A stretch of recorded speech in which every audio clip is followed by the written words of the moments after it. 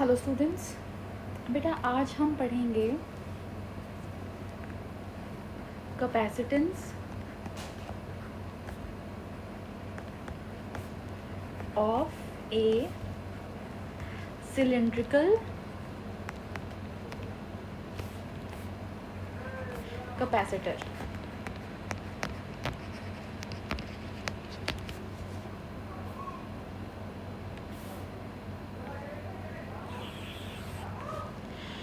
तो बेटा last time जैसे हमने स्फेरिकल कैपेसिटर का कैपेसिटेंस निकाला था, ठीक है ना। ये आप स्फेरिकल कैपेसिटर देख सकते हैं। एक पॉजिटिव स्फीयर है विद ए पॉजिटिव चार्ज और एक नेगेटिव स्फीयर है with A negative charge, inner sphere with A negative charge. तो इस हॉलो स्फीयर का हमने कैपेसिटेंस निकाला था। इसी तरीके से आज हम एक हॉलो सिलेंडर का जो है कैपेसिटेंस निकालेंगे, ठीक है। तो सबसे पहले हम सिलेंडर बनाते हैं। अब क्योंकि सिलेंडर हॉलो है तो ध्यान रखिएगा, उसकी एक इनर रेडियस होगी और एक आउटर रेडियस। एक सिलेंडर का एक पोर्शन को हम पॉजिटिव चार्ज देंगे, चाहे आउटर सरफेस को दीजिए चाहे इनर सरफेस को, और दूसरे सरफेस को हम देंगे नेगेटिव चार्ज। तो पैरेलल प्लेट कैपेसिटर और सिलेंड्रिकल कैपेसिटर में फ़र्क इतना होगा कि बस पैरेलल प्लेट में जो दो प्लेट्स हैं जिनको चार्ज दिया गया है वो एक दूसरे के पैरेलल हैं, ठीक है। जबकि सिलेंड्रिकल कैपेसिटर में भी हाँ दो प्लेट्स हमें मिलेंगी, वो एक दूसरे के पैरेलल ना होके सिलेंड्रिकल शेप की होगी। बाकी चार्ज दोनों के पास होगा, एक के पास पॉजिटिव और एक के पास equal amount of negative charge, ताकि वो चार्ज को स्टोर कर सके एंड कॉन्सिक्वेंटली इलेक्ट्रोस्टैटिक एनर्जी को स्टोर करके रख सके, ठीक है। तो हम एक सिलेंड्रिकल हॉलो सिलेंडर बनाते हैं and we will use it as a capacitor.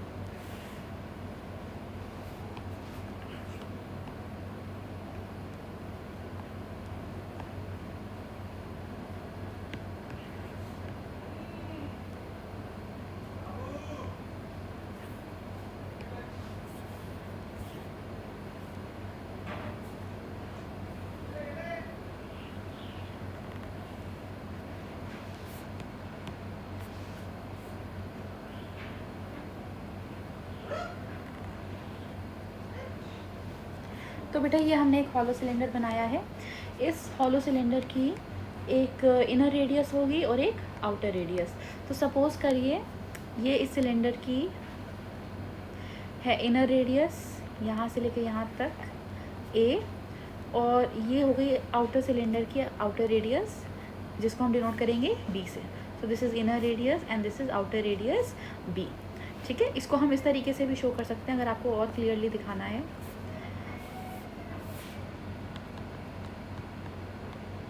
देखिए ये सेंटर है, तो ये सेंटर और ये हमारा इनर सिलेंडर है, ठीक है ना। तो सेंटर से लेके इनर सिलेंडर के सर्कमफेरेंस तक, कर्व्ड सरफेस तक, ये हो गया हमारा inner radius which is small a, और सेंटर से लेके ये आउटर सरफेस तक, आउटर कर्व्ड सरफेस तक, ये हमारा डिस्टेंस हो गया स्मॉल बी, यहाँ से लेके यहाँ तक, ठीक है। चलिए, और इस सिलेंडर की हम लेंथ मान लेते हैं L। सपोज करिए हमने सिलेंडर की लेंथ को माना है L।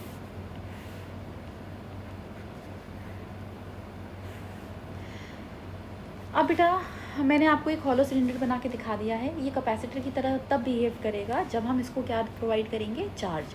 तो सपोज करिए हमने आउटर सिलेंडर को चार्ज दिया है positive. The outer curve surface has a positive charge.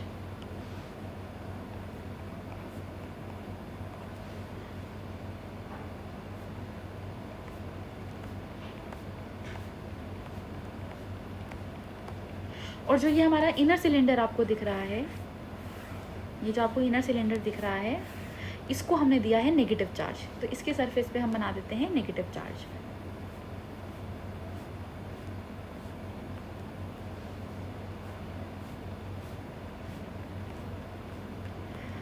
अब बेटा आप इलेक्ट्रिक फील्ड जानते हैं। इलेक्ट्रिक फील्ड का डायरेक्शन होता है from positive charge, it starts from positive charge and directed towards negative charge. ये इलेक्ट्रिक फील्ड का डायरेक्शन होता है, पॉजिटिव चार्ज से नेगेटिव चार्ज। तो इस फिगर में, इस हॉलो सिलेंड्रिकल कैपेसिटर में हमारा जो है इलेक्ट्रिक फील्ड का इधर भी डायरेक्शन पॉजिटिव से नेगेटिव चार्ज होगा। यानी कि ये जो पॉजिटिव चार्ज कर्व्ड सरफेस है, यहाँ से इलेक्ट्रिक फील्ड स्टार्ट करेगी और ये जो नेगेटिव चार्ज का कर्व्ड सरफेस है यहाँ जाके टर्मिनेट हो जाएगी। तो अगर हम इलेक्ट्रिक फील्ड का डायरेक्शन दिखाना चाहें तो हम इस तरीके से दिखाएंगे, फ्रॉम पॉजिटिव टू नेगेटिव। ये है हमारी इलेक्ट्रिक फील्ड लाइंस का डायरेक्शन, ठीक है।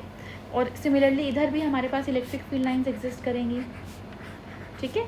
लेकिन जो ये वाला पोर्शन आपको दिख रहा है ना, इधर कहीं भी इलेक्ट्रिक फील्ड लाइंस एग्जिस्ट नहीं कर रही, ठीक है। तो हम अपनी इलेक्ट्रिक फील्ड लाइंस को डिनोट कर देते हैं। Electric field lines are directed from positive charge to a negative charge. ये है हमारी इलेक्ट्रिक फील्ड लाइंस का डायरेक्शन दोनों तरफ, ठीक है। और एक्चुअल में जो फिगर में आपको दो तरफ से दिख रहा है, अगर आप एक पेन को इमेजिन करें, ठीक है ना, पेन के अंदर से रिफिल निकाल दीजिए तो पेन आपका हॉलो सिलेंडर की तरह बिहेव करेगा। तो जो पेन की थिकनेस है ना, जो प्लास्टिक का मटेरियल है, वहाँ इलेक्ट्रिक फील्ड एग्जिस्ट कर रही है। लेकिन अंदर जहाँ फ्री स्पेस है, जहाँ फ्री स्पेस आपको दिख रहा है, वहाँ इलेक्ट्रिक फील्ड एग्जिस्ट नहीं कर रही है, ठीक है। तो वो जो पेन का जो मटेरियल है वो राउंड शेप में होता है, ठीक है। उसको हम स्क्रीन पे 3 डायमेंशनल फिगर नहीं बना सकते, तो इसलिए आपको स्क्रीन में दो तरफ दिख रहा है। अदरवाइज जो पेन का प्लास्टिक मटेरियल हर तरफ सर्कुलर शेप में फैला हुआ है ना, उसके बीच में इलेक्ट्रिक फील्ड लाइंस एग्जिस्ट कर रही हैं, ठीक है। अच्छा, अब बात आती है कि अगर हमें इसका कैपेसिटेंस निकालना है तो तरीका आपको बताया है बेटा, इलेक्ट्रिक फील्ड की मदद से। क्योंकि इलेक्ट्रिक फील्ड इंटेंसिटी हमारा किसके बराबर होता है, नेगेटिव ऑफ पोटेंशियल ग्रेडियंट के, जैसा कि हमने पहले भी सॉल्व किया है। तो इलेक्ट्रिक फील्ड की मदद से आप पोटेंशियल की वैल्यू निकाल लीजिए, और पोटेंशियल की वैल्यू निकालने के बाद इसको C = Q/V के फॉर्मूला में सब्स्टिट्यूट करिए, तो आप किसी भी बॉडी का, किसी भी कंडक्टर का कैपेसिटेंस निकाल सकते हैं अगर वो चार्ज स्टोर करता है तो, ठीक है। तो हम इसको यहाँ पे फॉलो करते हैं, ठीक है। इसके लिए क्या है बेटा, इलेक्ट्रिक फील्ड देखो, electric field outer curve surface से इनर के बीच में एग्जिस्ट कर रही है, ठीक है ना। इस थिकनेस में, इतनी थिकनेस पे इलेक्ट्रिक फील्ड लाइंस एग्जिस्ट कर रही हैं, तो यहीं पे हमारा पोटेंशियल भी एग्जिस्ट करेगा। लेकिन उसको डायरेक्टली निकालना मुश्किल है क्योंकि it is a varying quantity, ठीक है ना। Electric field is a variable. तो हम क्या करते हैं, हम एक बहुत ही पतली थिकनेस का हॉलो सिलेंडर यहाँ इमेजिन करेंगे, ठीक है। तो उसको बना लेते हैं हम यहाँ पे, ये देखिएगा,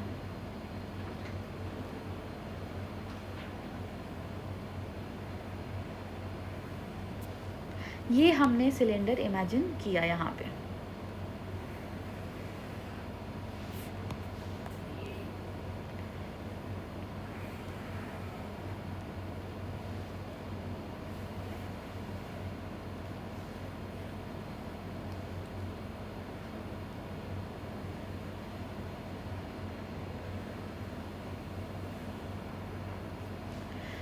अब ये जो बेटा आपने सिलेंडर इमेजिन किया है, इसका भी हमें सेंटर से कुछ ना कुछ डिस्टेंस तो लेना पड़ेगा, ठीक है ना। आप देखिए, ये हमारा सेंटर है, ठीक है, ये हमारा सेंटर है।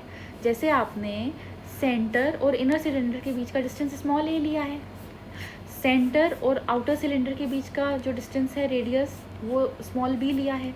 इसी तरीके से ये जो हाइपोथेटिकल सिलेंडर ब्लू कलर में आपने इमेजिन किया है तो इसका भी रेडियस हमें लेट करना पड़ेगा। तो हम लेट करते हैं कि सेंटर से लेके इस सिलेंडर का जो ये रेडियस है this is denoted by small r, इसको हम स्मॉल r से डिनोट करते हैं, ठीक है।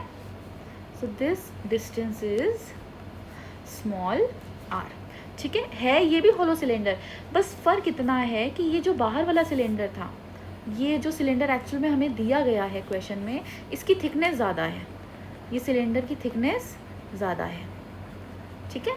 हाँ, लेकिन ये वाला सिलेंडर जो हमने ये इमेजिन किया है ब्लू पेन से, इसकी थिकनेस बहुत कम है, ये देखिए इसकी थिकनेस बहुत कम है, जबकि बाहर वाले सिलेंडर की थिकनेस ज़्यादा है, ठीक है ना। तो इसकी थिकनेस को, ये जो थिकनेस आपको जो सिलेंडर हमने इमेजिन किया है इसकी थिकनेस क्योंकि बहुत छोटी है तो इसको हम डिनोट कर सकते हैं किससे, dr से।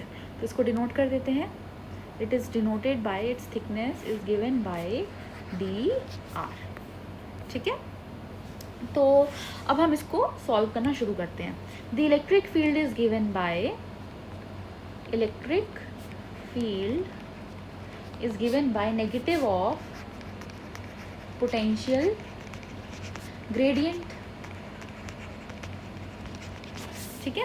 तो हम वैल्यू लिख देते हैं E is equals to minus dv/dr। अगर हम क्रॉस मल्टीप्लाई करेंगे तो हमारे पास dv की वैल्यू आ जाएगी minus times integration of not integration right now, it is given by minus times of E.dr, क्योंकि dv की अभी हमने इंटीग्रेट करेंगे तो dv की जगह v लेना पड़ेगा, ठीक है। तो ये हमने लास्ट क्लास में भी पढ़ा था कि जो पोटेंशियल है वो इलेक्ट्रिक फील्ड और जितने रीजन में पोटेंशियल एग्जिस्ट कर रहा है, जितनी थिकनेस में एग्जिस्ट कर रहा है, उसका डॉट प्रोडक्ट होता है। डॉट प्रोडक्ट जब हम हटाते हैं तो हमारे पास कॉज ऑफ एंगल आता है, cos theta minus E.dr cos theta, ठीक है। तो अब देखिए बेटा, थीटा किसके किसके बीच का एंगल है, थीटा एंगल है इलेक्ट्रिक फील्ड और dr के बीच का, ठीक है। अब देखिए इलेक्ट्रिक फील्ड का डायरेक्शन स्क्रीन में पॉजिटिव से नेगेटिव, यानी कि आपको राइट से लेफ्ट दिख रहा है, और जबकि थिकनेस जब आप सेंटर से स्टार्ट करेंगे तो इस सिलेंडर की जो चौड़ाई है वो यहाँ से स्टार्ट होकर यहाँ तक जाएगी, जो कि स्क्रीन में लेफ्ट से राइट जा रहा है, ठीक है ना। इलेक्ट्रिक फील्ड का डायरेक्शन है फ्रॉम राइट टू लेफ्ट, और जो इसकी थिकनेस है, ये लेफ्ट से राइट है।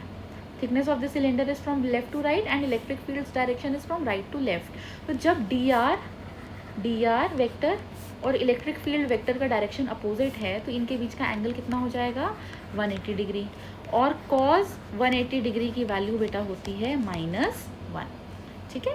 इसको हम यूज़ कर लेते हैं, यहाँ पे हमारे पास dv आ जाएगा minus E.dr cause of 180 degree, और कॉज 180 की वैल्यू सब्स्टिट्यूट करते हैं विच इज़ -1।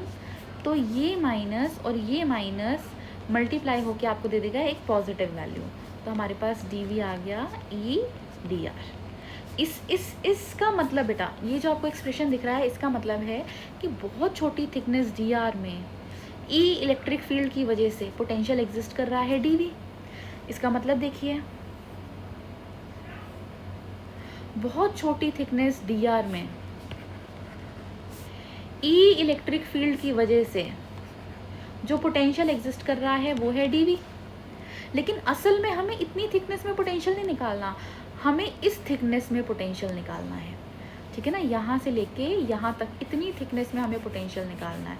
तो अगर इतनी थिकनेस का पोटेंशियल आपका dv एक्सप्रेशन से जो हमने डिनोट किया है वो है, तो पूरी थिकनेस का पोटेंशियल निकालने के लिए हम उसको क्या कर देंगे, इंटीग्रेट। और इंटीग्रेट कहाँ से कहाँ करेंगे, इसकी रेडियस थी स्मॉल a, इसकी रेडियस थी स्मॉल b, तो आप a से b इंटीग्रेट कर दीजिए, तो आपका यहाँ पे नेट पोटेंशियल आ जाएगा v। तो हम इसको अप्लाई करते हैं, ठीक है। So integrating both the sides, integrating dv and integrating E.dr, ठीक है। अब देखिए, जैसे ही आप a से b जाएंगे तो पोटेंशियल भी 0 से हो जाएगा मैक्सिमम v, जैसे स्फीयर के केस में आया था।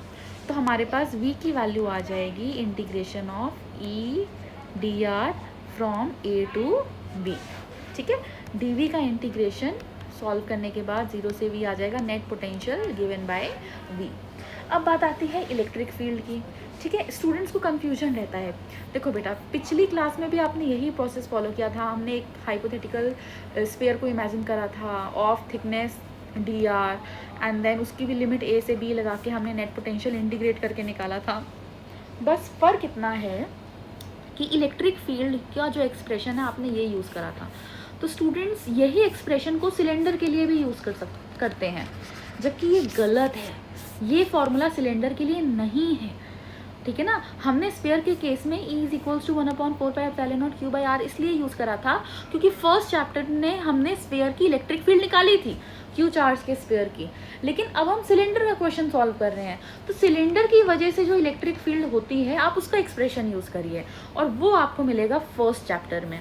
आई विल ट्राई, अगर मुझे मिलता है तो मैं आपको दिखाती हूँ। Just give me a second.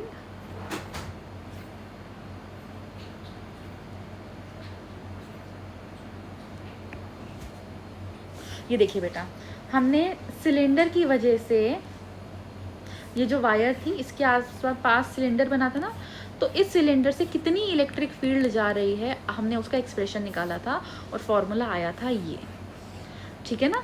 तो स्फीयर के लिए, फॉर स्फीयर हमने इलेक्ट्रिक फील्ड का फॉर्मूला यूज़ किया 1/4πε0 Q/r²। इसको हम सिलेंडर के लिए नहीं यूज़ कर सकते। हम सिलेंडर के लिए कौन सा फॉर्मूला यूज़ करेंगे इलेक्ट्रिक फील्ड का, ये वाला, क्योंकि ये हमने डिराइव किया था। एक सिलेंडर की वजह से इलेक्ट्रिक फील्ड होती है λ/2πε0r, ठीक है। जहाँ लैम्डा क्या है, उसकी लैम्डा है उसकी linear charge density given by Q divided by its length L, ठीक है। तो इसको हम यूज़ करेंगे। तो हम आते हैं हमारे प्रेजेंट कॉन्सेप्ट की तरफ। तो हम इलेक्ट्रिक फील्ड का एक्सप्रेशन लिखते हैं साइड में। Electric field due two cylinder, charge cylinder बेटा, जब तक सिलेंडर में चार्ज नहीं होगा तो वो इलेक्ट्रिक फील्ड नहीं देगा। Due to charged cylinder of radius r is given by E is equals to λ/2πε0r। r radius का क्यों लिया है, क्योंकि बेटा आप किसके लिए कर रहे थे, अभी एक्सप्रेशन आपने किसके लिए पढ़ा था, इस हाइपोथेटिकल सिलेंडर के लिए जो हमने कंस्ट्रक्ट करा था, और इसका रेडियस कितना है, स्मॉल r, ठीक है। तो हम इसको नोट कर देते हैं। इसकी वैल्यू हम कहाँ सब्स्टिट्यूट करेंगे, इस एक्सप्रेशन में। ये जो इलेक्ट्रिक फील्ड है ना, इसकी जगह हम λ/2πε0r सब्स्टिट्यूट करते हैं, ठीक है। तो हमारे पास v की वैल्यू आ जाएगी, v is equals to integration from a to b। अब e की वैल्यू डालते हैं बेटा, λ/2πε0r dr, ठीक है। ये कॉन्स्टेंट्स हैं तो इसको तो इंटीग्रेट करेंगे नहीं, ये बाहर आ जाएगा। हमारे पास बचेगा potential is equals to λ/2πε0 integration from a to b 1/r dr। तो बेटा मैं आपको बता दूं, d/dx ऑफ log x होता है 1/x, ठीक है ना। तो अगर log x का डिफ्रेंसिएशन 1/x है तो इसका उल्टा 1/x dx का इंटीग्रेशन आता है log x। ये फॉर्मूला है, आपको अप्लाई करना पड़ेगा, ठीक है। मैं फॉर्मूला लिख देती हूँ। क्या फॉर्मूला हम यूज़ कर रहे हैं, इंटीग्रेशन ऑफ 1/x dx होता है log बेस e, ध्यान रखिएगा, not base 10, base e x के बराबर, ठीक है। तो इसी तरीके से इंटीग्रेशन ऑफ 1/r dr किसके बराबर होगा, log r के बराबर, ठीक है ना। तो इस फॉर्मूला को हम यहाँ यूज़ कर सकते हैं। तो हमारे पास वैल्यू आ जाएगी v is equals to λ/2πε0 log base e r limit from a to b। Limit कैसे अप्लाई करते हैं, same process, upper limit minus lower limit, यानी कि पहले r की जगह b सब्स्टिट्यूट करिए माइनस, फिर r की जगह a सब्स्टिट्यूट कर दीजिए। तो हमारे पास वैल्यू आ जाएगी λ/2πε0 तो है ही, हमारे पास आ जाएगा log base e, upper limit लगाई b minus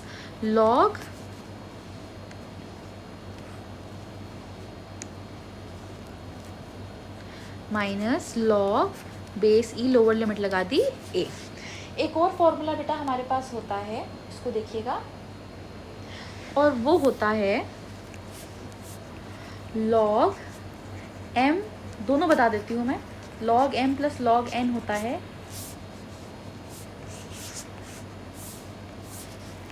log m into n के बराबर।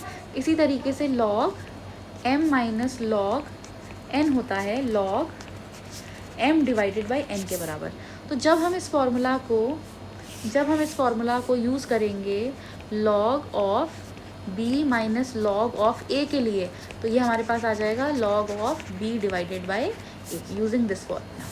ठीक है, तो हम आप देखिए बेटा, log b minus log a की जगह हम क्या लिख सकते हैं, log of b divided by a, base हमारी e है। ठीक है, तो हम इसको यूज़ करते हैं, हमारे पास पोटेंशियल आ जाएगा lambda upon 2 pi epsilon not log base e b divided by a। आपने 11th क्लास की केमिस्ट्री और फिज़िक्स इन थर्मोडायनेमिक्स चैप्टर दोनों में आपने करा है कि अगर हमें log बेस e को बेस 10 में कन्वर्ट करना है, ठीक है ना, तो आपको किससे मल्टीप्लाई करना पड़ता है, 2.303 से। ठीक है, तो हम इसको कन्वर्ट करते हैं।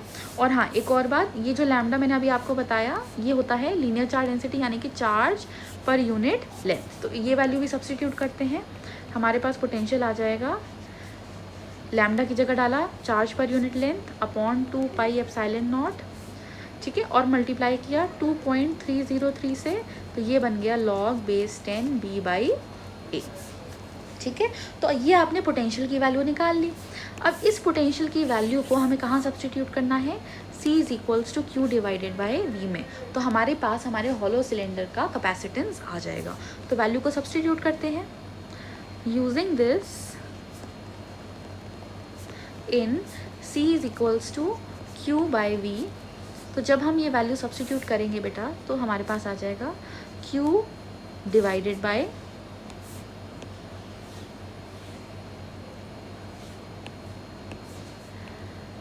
ये हमने V की वैल्यू को यहाँ डाल दिया,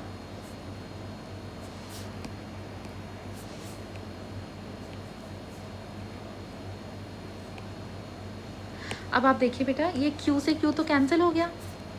ठीक है ना, ये वाला जो L है, ये जो L आपको दिख रहा है, ये डिनोमिनेटर में था, तो हमारे पास एक्सप्रेशन बन जाएगा 1 whole upon 2.303 log base 10 b divided by a upon 2 pi epsilon naught l, क्योंकि बेटा ये l हमारा डिनोमिनेटर में आ जाएगा।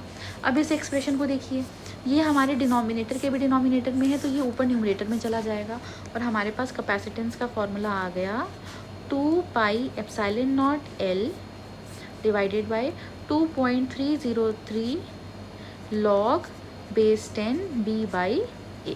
This is the formula for capacitance of a cylindrical, hollow cylindrical capacitor। ठीक है, कुछ बुक्स में आपको फॉर्मूला दिखाई देगा कैपेसिटेंस का 2 pi epsilon naught l divided by log b by a। आपको 2.303 नहीं दिखाई देगा, तो आपको कंफ्यूज होने की ज़रूरत नहीं है बेटा। मैं आपको बता दूं कि इस फॉर्मूला और इस फॉर्मूला में डिफरेंस बस इतना है कि जहां आपने 2.303 से मल्टीप्लाई करा है लॉग के इस टर्म को, तो इसका मतलब है कि बेस वो 10 है, और जहां आपने 2.303 से मल्टीप्लाई नहीं किया, तो इसका मतलब अभी आप लॉग बेस ई के टर्म्स में लिख रहे हैं। दोनों फार्मूले करेक्ट हैं। न्यूमेरिकली आपको ये वाला फार्मूला ज़्यादा काम आएगा, क्योंकि आपको लॉग बेस 10 की वैल्यूज़ दी जाती हैं। ठीक है, तो ये हमारा कॉन्सेप्ट था जो हमने सीखा, capacitance of A cylindrical capacitor. ठीक है, तो हमने एक हाइपोथेटिकल सिलेंडर माना था, उसका हमने पोटेंशियल ये निकाला, पूरे सिलेंडर का पोटेंशियल निकालने के लिए हमने इंटीग्रेट कर दिया, तो इस यहाँ पूरे रीजन में जो पोटेंशियल था, ये उस पोटेंशियल की आ गई वैल्यू। फिर हमने इस पोटेंशियल की वैल्यू को किस में सब्स्टिट्यूट करा, C is equals to Q by V में, तो हमारे पास आ गया capacitance of a hollow cylindrical capacitor. ठीक है, I hope the concepts are clear to you. जो भी